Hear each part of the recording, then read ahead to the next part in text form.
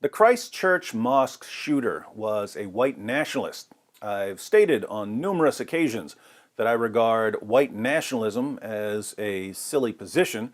I've been condemned by white nationalists for polluting my white bloodline because my wife is half Asian, which makes our 5 sons a quarter Asian.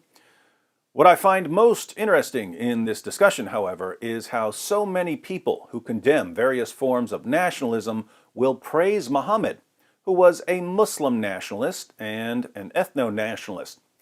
I want to keep this video short, so let's look at 2 passages. If you'd like to go into more depth about Muhammad's ethno-nationalism and even ethno-supremacy, according to which his language and culture and religion would dominate the entire world, let me know.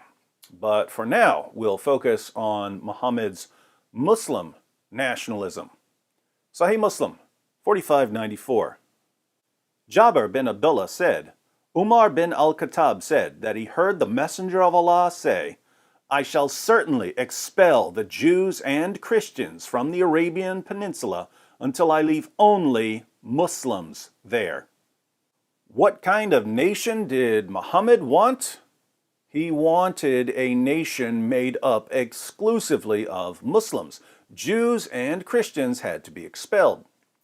Let's read another. This is from a section on wills. When Muhammad was on his deathbed after being poisoned by a Jewish woman, he issued his final commands.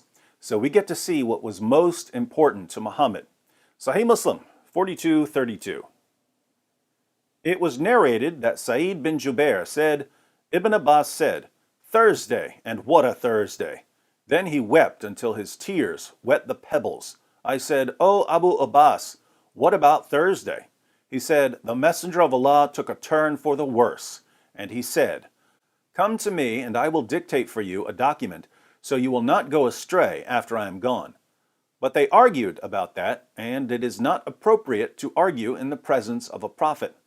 They said, What is the matter with him? Is he delirious? Try to find out what he means. He said, Let me be. The state in which I am now is better. I urge you to do 3 things. Expel the idolaters from the Arabian Peninsula and reward the delegations as I used to do. Then he remained silent about the 3rd, or he said it and I was caused to forget it. So, one of Muhammad's dying wishes was for his followers to expel non-Muslims from the Arabian Peninsula.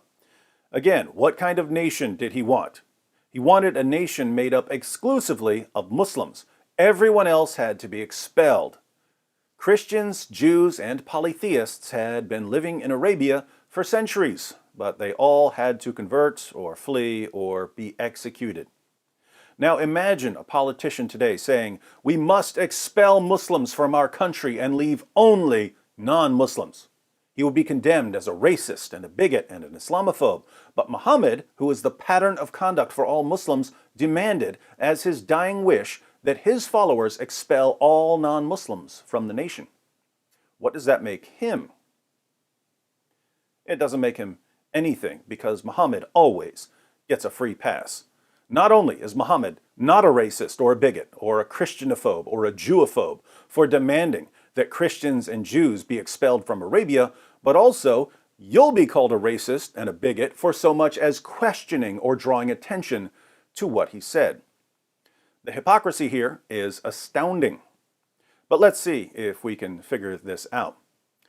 Those of you who gladly condemn people for saying, this nation is for my group only, but have no objection whatsoever to Muhammad saying, this nation is for my group only, why the inconsistency? Why the double standards? I think I know why. There are 2 different categories of hypocrites here, with 2 different reasons for their hypocrisy. First, there are Muslims who are blasting white nationalists and other kinds of nationalists for their bigotry or xenophobia. These same Muslims wouldn't dream of condemning Muhammad for being a Muslim nationalist and an ethno-nationalist and an Islamic supremacist. Why? Because Islamic supremacy is built into the fabric of Islam. They just don't see the inconsistency as a problem. A white nationalist is wrong for claiming that white people should control a nation because a white nationalist has no basis for making this claim. But a Muslim nationalist isn't wrong for claiming that Muslims should control a nation because Muslims have been ordered to expel non-Muslims by their prophet who has a stamp of approval from Allah. So the inconsistency is part of Islam. Second, there are non-Muslim leftists who are blasting white nationalists and other kinds of nationalists for their bigotry or xenophobia. Like Muslims, these leftists wouldn't dream of condemning Muhammad for being a Muslim nationalist or an ethno-nationalist or an Islamic supremacist, but their reasons for the inconsistency are different. The main reason leftists don't apply the same standards to Muhammad that they apply to any random white nationalist is that leftists are undercover white supremacists. They're white supremacists who don't realize that they're white supremacists. They don't apply the same standards to Muhammad or to other Muslims that they apply to white Westerners because they believe that Muhammad and Arabs and Pakistanis and Afghanis are inferior to white Westerners and that they're completely incapable of living up to the moral standards of white Westerners. So they give Muhammad, Arabs, Pakistanis, and Afghanis a free pass when they break the rules. Leftists view non-whites as their pets. You don't hold your pets to the same standards that you hold human beings to. Now, think about the clash here. There are Islamic supremacists and white nationalists and white supremacist leftists and all kinds of other groups. People from all of these camps are demanding action against the other camps. How does this not end in a bloodbath? We hope that Islamic supremacists will realize that they're following the most obvious false prophet in history. We hope that white supremacist leftists will drop their racism and start applying the same moral standards to everyone. We hope that white nationalists will stop listening to the morons who are telling them that they should be obsessed with skin color.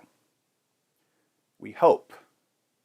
In the meantime, since consistency is what always seems to be missing when accusations of bigotry and racism and Islamophobia are flying back and forth, I think we need to keep drawing attention to hypocrisy. A good place to start is to ask white supremacist leftists and Islamic supremacists why they have absolutely no problem with Muhammad, history's whitest prophet, demanding that Christians and Jews be expelled from his Muslim nation.